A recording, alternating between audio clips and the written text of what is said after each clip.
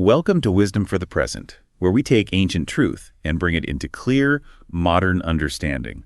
This episode uses AI-generated narration based on human-researched and written material. Glad to be here. So, what if I told you that over 1,400 years ago, people were just as obsessed with, influencer culture, PR spin, and maintaining the economic status quo as we are today? Oh, absolutely. It's wild how little human nature actually changes. Right. So today, we are opening up an ancient survival guide. We're taking a highly focused deep dive into a collection of profound ancient texts, specifically chapters 25 through 29 of the Qur'an. That includes the distinction, the poets, the enamel, the narrative, and the spider. Yeah, and this is a really intense block of chapters. It is. And our mission today is very specific. We're going to act as guides to help you extract the practical wisdom, the moral insight, and really the life application from these writings. It's not just abstract philosophy, right? Yeah, exactly. But before we get to the actual philosophy, we have to understand the sheer pressure these people were under. Because this isn't just theology being written in a vacuum. Not at all. To really grasp the weight of these chapters, you have to completely rebuild the world they were introduced into. So these texts belong primarily to what's called the Meccan period. Okay, so before the migration to Medina. Right, exactly. Right. Historically, this means the early believers were a heavily persecuted, highly marginalized minority group. And when we say persecuted, we need to understand exactly why, because it wasn't just a polite religious debate. Right. Theology was economics back then. It was everything. Mecca wasn't just some random town in the desert. It was the commercial hub of the entire region. It was basically it was the Wall Street and the Las Vegas of the Arabian Peninsula combined. I love that comparison, Wall Street and Vegas. Yeah, and the engine of that entire economy was the Kaaba, which at the time housed hundreds of different idols representing all the various tribes across Arabia. So everyone had a stake in it. Exactly. Because all these tribes had their idols in Mecca, it created a massive protected peace zone. You couldn't fight in Mecca, and because you couldn't fight, you could trade safely. Wow, so the huge economic monopoly. Complete monopoly. The Quraysh, the ruling tribe, their entire societal power, their wealth, their political dominance, it was all completely dependent on maintaining this polytheistic system. Okay, let's unpack this, because into this hyper-capitalist, highly structured machine steps this small group of people saying, actually, there's only one God, and all these idols are meaningless. Right. And by the way you treat the poor is structurally corrupt. I mean, that is a direct threat to the bottom line of the most powerful people in the region. Oh, it's an existential threat. If the message of monotheism takes root, the idols lose their power. If they lose power, the pilgrimage stops, the trade route collapses, and the Quraysh lose their empire. So they don't just ignore this new movement? No, they actively try to crush it. We're talking intense economic boycotts, starvation, physical torture, and relentless psychological warfare. Which makes this text so fascinating as a survival guide for people who are outnumbered and overwhelmed. And the first thing that jumps out from our research into chapter 25, the distinction, is this bizarre critique the establishment had against the prophet. Yeah, it's one of the most revealing psychological moments in the text. They were deeply offended by the fact that he was just a regular guy. The text says they asked, "What is the matter with this apostle, that he eats food and goes about in the markets?" They are genuinely bewildered. Based on their cultural understanding of power, they assumed that if the creator of the universe were sending a messenger, it wouldn't be a local guy buying groceries. Right, they wanted an angel. Exactly. They wanted a glowing, supernatural entity, or at least an untouchable king sitting on a throne, completely removed from the dirt and the grind of daily life. It's like they felt the production value of the revelation was too low. Like, where are the special effects? And the historical footnotes, I think it's footnote 1772, highlight exactly what offended them. Yes, the prophet lived with the utmost simplicity. Right. He didn't have servants. He mended his own clothes. He tied the family goats. He cobbled his own sandals. He's bringing the ultimate distinction between truth and falsehood. And he's sitting on the floor stitching a broken shoe. But we have to ask why that offended them so deeply. Why do we want our leaders to be superhuman? That's a great question. Think about it. If a messenger is a literal angel, they don't share our biology. They don't have our physical exhaustion, our temptations, or our anxieties about paying bills. Oh, I see where you're going with this. Yeah, if an angel tells you to live a highly ethical, self-sacrificing life, you have the ultimate built-in excuse. You could just look at the angel and say, well, of course it's easy for you. You don't get hungry or tired.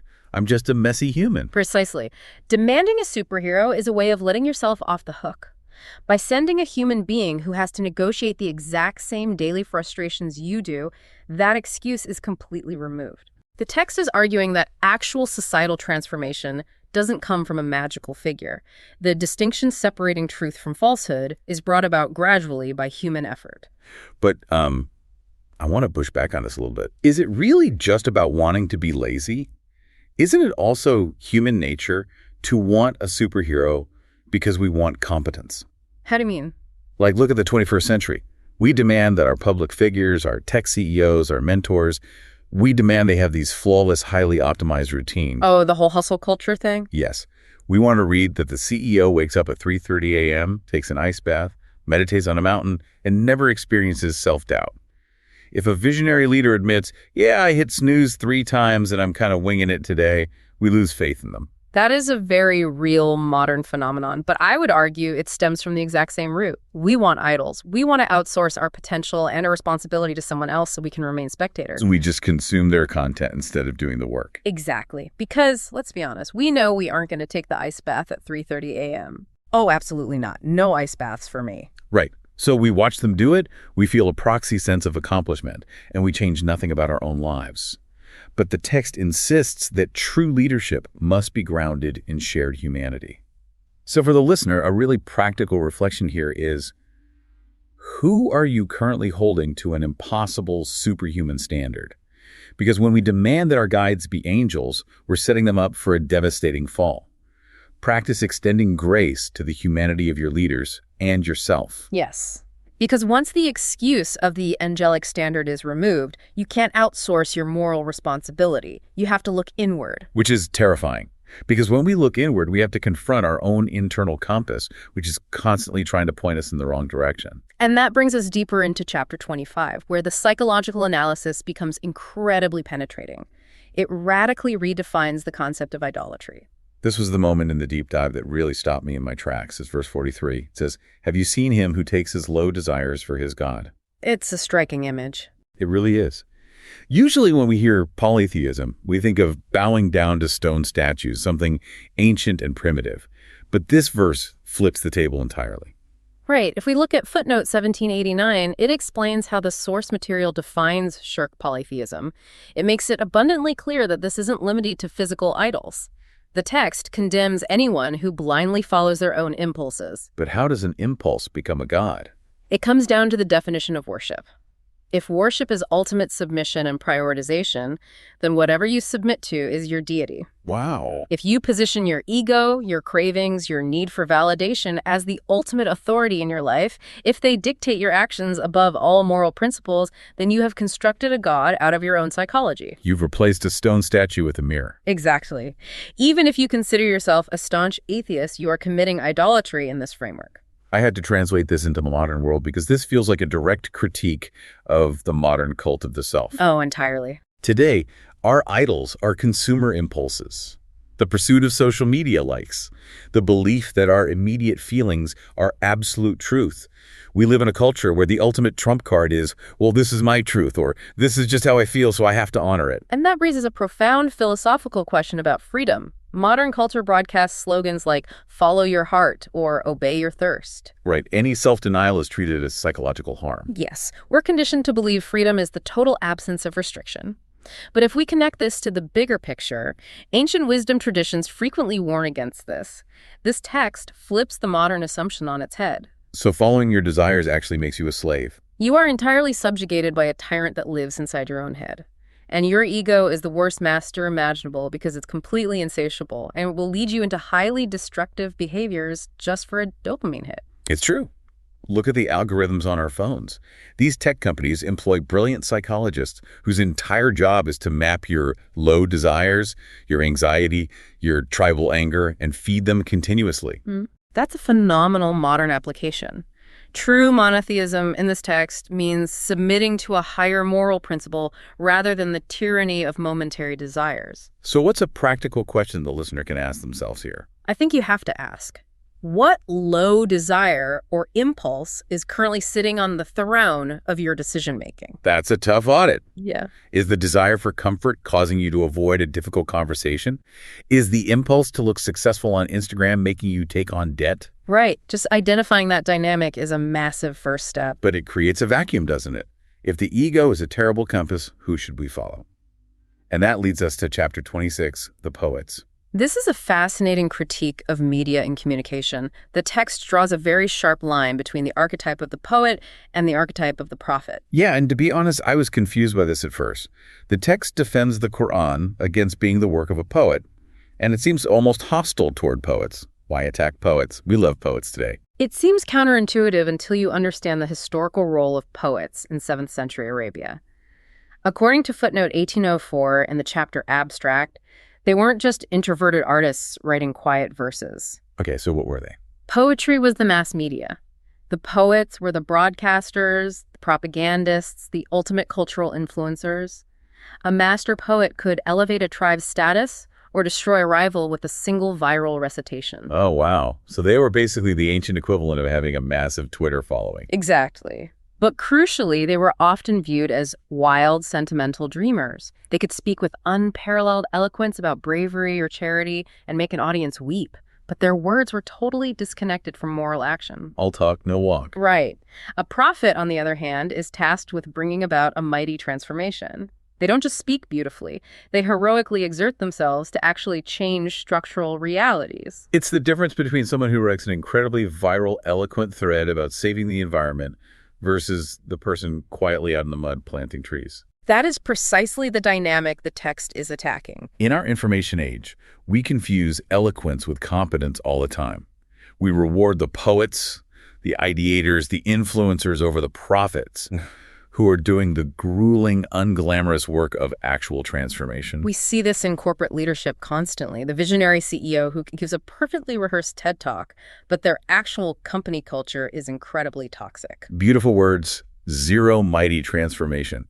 So the practical how-to here is to evaluate your own work. Are you just composing poetry, talking about change, feeling the right emotions, or are you engaging in the practical, unglamorous work of real transformation? You have to put the pen down and pick up a shovel. Exactly. But speaking of how we read and understand things, this brings us to chapter 27, the enamel. And I have to admit, I hit a massive wall of confusion here. Oh, the Solomon narrative. Yes. The text talks about King Solomon marching with armies of birds and talking to ants and dealing with a lapwing bird named Hudhud. How do we extract practical wisdom from what sounds like a literal fairy tale? It's a completely natural reaction. And this is where the historical commentary is crucial. Footnotes 1847, 1848, and 1849 explicitly argue against literal, magical interpretations that define nature. Okay, I am ready to be corrected. Because if it's not a magical Dr. Dolittle situation, what is going on with the ants? What's fascinating here is how ancient texts use cultural naming conventions. Let's take the ants. Namel literally translates to ant, but historical geography clarifies it's the proper name of an ancient Arab tribe. Wait, really? An actual tribe of humans? Yes. There is a specific location known as the Valley of the Namel. So when the text quotes the ant saying, "Enter your houses lest Solomon crush you," that's not a bug talking. It's a human scout. A watchman warning his people about a massive foreign army. Exactly. It changes the whole story from a children's fable to a tense account of military logistics and ancient geopolitics. That is incredible. What about the bird, then? Hudhud, please tell me that's not a bird. It's not. Hudhud was an incredibly common name for people, especially kings or tribal leaders, to be named after animals. Arab historians speak of a king of Himyar named Hudhud. So when Solomon is angrily asking where Hudhud is, he is demanding to know the whereabouts of one of his human officers or an allied king who deserted his post. The threats of punishment make perfect sense for a military officer, but are completely absurd for a small bird. It reminds me of reading about Native American history. Like, if you read about a war between the Turtle Clan and the Bear Clan, without historical literacy, you'd think it was mutant turtles fighting bears. That is the perfect comparative insight. We don't force magical realism onto those histories, so we shouldn't here. So the wisdom here is really about discernment in how we consume information. Exactly. We must read historical texts with historical lenses, not just surface-level literalism. Because if you think it's a story about a magic ring that talks to bugs, there's no practical application. Right. But when you realize it's about statecraft, diplomacy, and managing military intelligence, it becomes a manual for leadership. And that discernment is vital because taking a stand for truth in a complex world invites severe pushback. Which brings us to the crucible of the spider's web in chapter 29. Yes, chapter 29, the spider. This is where the core theme of resilience culminates. The chapter opens with a devastating question. Do men think they will be left alone on saying, "We believe," and not be tried? The text guarantees that claiming a belief or a moral stance will instantly invite testing. If we look at footnotes 1900 and 1901, trials are presented as a purifying necessity. To separate genuine conviction from hollow talk. Precisely. Until a belief costs you something, it's just a theory. It's like the Mike Tyson quote, "Everybody has a plan until they get punched in the mouth. It's easy to value integrity until telling the truth gets you fired." And to illustrate what we're fighting against, the text uses a brilliant metaphor in verse 41. False beliefs and corrupt systems are compared to a spider's web. It says, "Surely the frailest of the houses is the spider's house." I love that imagery. Footnote 1914 notes that false systems might look intricate and complex, like a web, but they cannot withstand the light of criticism or real-world pressure. It looks deadly to a fly, but one gust of wind annihilates it. We see this today all the time. Modern corporate structures, toxic relationships, hype-based financial systems. Oh, like crypto scams. Exactly. On paper, they look incredibly complex and intimidating, but they lack foundational strength. One real trial, one gust of wind, and they vanish overnight. So a great reflection for the listener is to look at the structures you rely on in your life. Are they built on a solid foundation, or are they a spider's web, intricate but fragile? That's a powerful audit. Yeah. But if we are facing these trials and the wind is blowing, how do we endure them without breaking? We look to the natural world. If we reference chapter 25 again, verses 45 through 53, we find beautiful nature metaphors about gradual striving. The text points to the gradual lengthening of the shade. Have you not considered the work of your Lord, how he extends the shade? Footnote 1790 points out that God deals mercifully by moving things gradually, like the shadow, not destroying or transforming everything all at once. We are so obsessed with instant gratification today, overnight success. But this ancient wisdom teaches the power of incremental growth. You cannot force a shadow to move faster. And furthermore, footnote 1793 defines the ultimate jihad, or striving in this Meccan context. Oh, this is important to clarify. Yes, because they were a persecuted minority, fighting wasn't permitted. The mighty striving here is not warfare. It is the exertion to spread truth patiently, utilizing the text itself. It's intellectual and moral striving. But what about the other nature metaphor there? The sweet and salty seas that exist side by side with a barrier between them. I have to push back. Isn't rubbing up against each other constantly a recipe for conflict? It reflects reality. Footnote 1794 explains that believers, the sweet water, and the opposition, the salty water, must exist side by side in the world. So the goal isn't to magically eradicate the salt sea immediately. No, it's like a halocline in the ocean. The two bodies of water meet, but the barrier of integrity keeps the sweet water from being contaminated. The goal is to maintain the integrity of the sweet water while flowing right next to the salt. Wow, that applies perfectly to working in a toxic corporate environment or a polarized political climate. Yeah. You don't become bitter, you retain your sweetness. That is the mighty striving. Which brings us to a final provocative thought for you, the listener, to mull over today. Think about the gradual movement of the shadows in your own life. We often panic in the heat of the day when the trial is at its peak. We forget that the shade is extending, millimeter by millimeter. Real transformation, real wisdom, isn't a lightning strike. It's the quiet, relentless movement of the earth. Absolutely. That's the heart of this section. This is wisdom for the present, where understanding leads to clarity, and clarity shapes how we see and live. We'll see you in the next episode.